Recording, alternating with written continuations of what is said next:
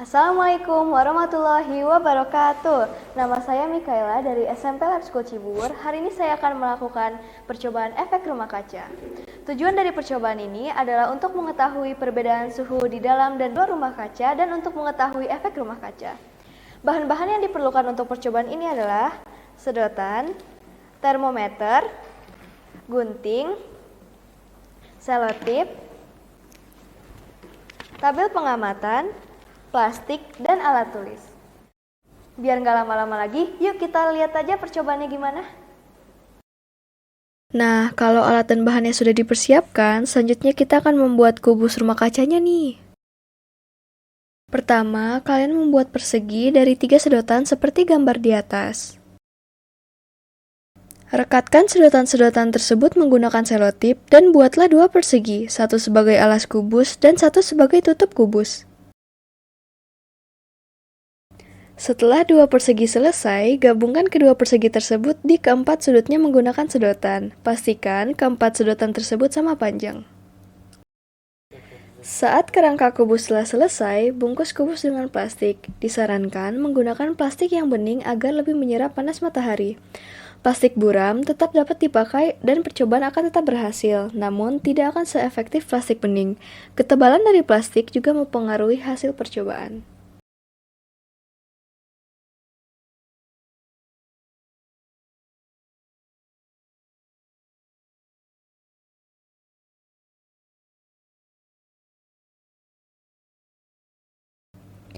Nah, kubus plastik udah jadi nih, sekarang kita bisa melaksanakan percobaannya. Pertama, bawa kubus keluar ruangan dan tempatkan kubus di bidang rata atau tanah. Pastikan ada sinar matahari langsung ya. Lihat suhu di kedua termometer pada menit ke-0 dan catat dalam tabel pengamatan. Lalu, buat celah kecil di atap kubus dan masukkan termometer pertama ke dalam kubus. Pastikan termometer tidak menyentuh alas ya.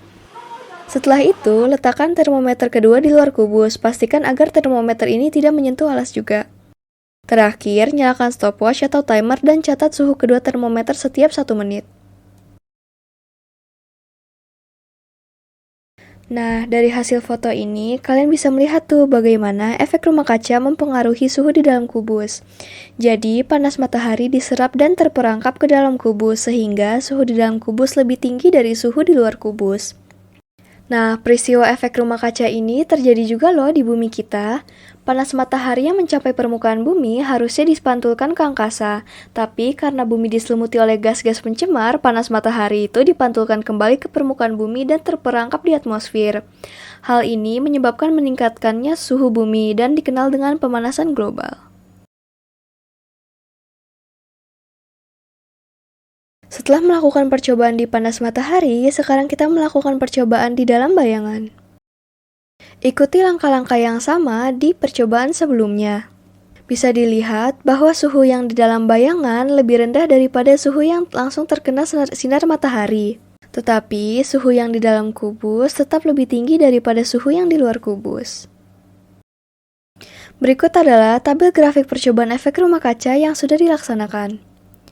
Setelah melihat tabelnya, apa sih kesimpulannya? Jadi, kesimpulan dari percobaan ini adalah suhu di dalam kubus lebih tinggi daripada suhu di luar kubus. Hal ini dikarenakan peristiwa efek rumah kaca yang memperangkap panas matahari di dalam kubus. Peristiwa ini juga terjadi di bumi kita dan menyebabkan global warming. Kita dapat mengatasi efek rumah kaca dengan cara mengolah sampah dengan baik, membudayakan hemat listrik, dan lain-lainnya. Sekiranya sampai sini percobaan saya.